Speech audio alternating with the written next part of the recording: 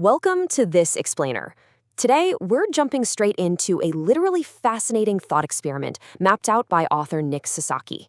It's a deep dive into the philosophy of public death, structured through this highly compelling imagined postmortem dialogue.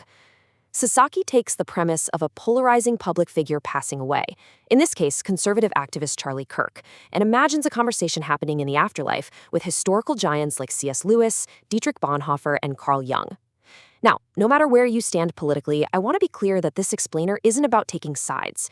It's about unpacking this really profound source material to understand exactly what happens to a society, a movement, and a family when a public death becomes, much larger than the person who actually died. To do this, we're going to break things down into 5 distinct layers outlined in the text. 1. The public spiritual battlefield.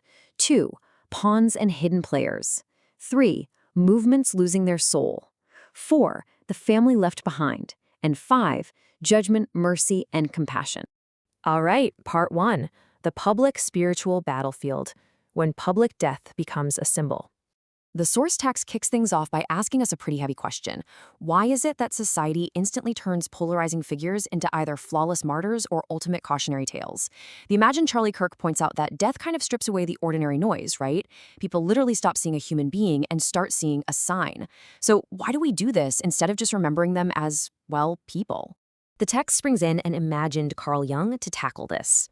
He points out that during collective trauma, our unconscious just sort of erupts. The deceased person becomes this giant mirror where society projects all its own collective fears, guilt, and hopes. The actual flesh and blood human being, they completely disappear beneath all that symbolic material. We look at the public figure and we're really just seeing what we already carry inside ourselves. And honestly, that perfectly echoes Dietrich Bonhoeffer's warning in this dialogue. He strongly cautions that we absolutely cannot use a public death to justify our own political or tribal anger. I mean, if a nation's response to a tragedy is to turn the dead into a weapon for revenge or a tool to demonize the other side, well then something deeply dark has taken over the narrative. So what's the dividing line here? The text suggests a really clear distinction between a genuine spiritual awakening and just cynical manipulation. A true spiritual awakening actually bends the soul toward humility. It asks, what must I change? But spiritual manipulation, that just weaponizes grief. It asks, who must I blame? And it uses sacred, divine language merely as a tool for human control and ambition. Moving right along to part 2, Pawns and Hidden Players, the invisible board of influence. Now the author brings up this striking image, a pawn on a chessboard.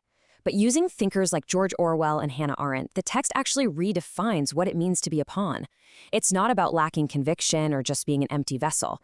Actually, it is often a deeply sincere person who speaks with total, genuine belief. But they're being shaped by an invisible system of incentives, this massive machinery that prefers to remain entirely faceless. And this is where the imagined version of Charlie says something kind of terrifying. He notes that, you might start out thinking you are the one choosing the fight. But eventually, the cameras, the donors, the constant outrage, it all creates this unstoppable momentum. You think you are moving, but then one day you wake up and realize the movement is actually moving you.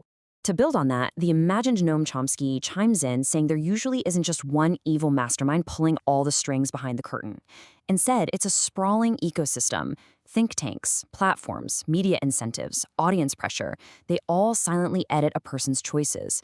The system simply selects the version of the person that performs best, and over time, that performance completely replaces the real person. Okay, part 3, Movements Losing Their Soul, the decay of faith-based missions. The text meticulously maps out this creeping decay of institutions. And it doesn't happen all at once, right? It happens one little compromise at a time. Step 1 is when winning becomes more important than the actual message or witness. Step 2, influence and brand reputation get protected above the truth. Step 3 leads to moral surrender because the movement becomes completely dependent on the donors who are shaping the message. And finally, step 4, attention to the actual suffering person just dies, entirely replaced by slogans and abstract ideas. And here, the imagined Martin Luther King Jr. drops a profound reminder for the panel. A movement loses its soul the exact moment it forgets that the political enemy is still a human being. If a movement speaks of God but actively feeds contempt, it's stepped totally away from the sacred. It's just using the language of heaven with the spirit of domination. Part 4, The Family Left Behind. legacy, children, and spiritual protection. Stepping completely away from all that loud political noise, the author asks us to look at something much quieter, and honestly, much heavier. How did children survive the suffocating weight of a parent's public legacy? When the whole world is screaming about what a public figure meant to history, what does the child actually inherit? The text brings in Abraham Lincoln to highlight this. He eloquently emphasizes that a child of a public figure inherits two things: memory and expectation, and that public expectation can be completely crushing. Lincoln notes that while a nation can mourn a historical figure, a family must be permitted to simply miss a dad. They have to be protected from being forced to wear the crown of their parents' public battles.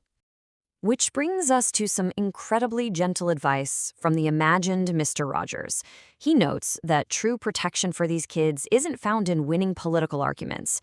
It's about ensuring their home's emotional weather is built on truth and ordinary memories. The way their dad laughed, the everyday meals they shared, not just constant anger and bitterness.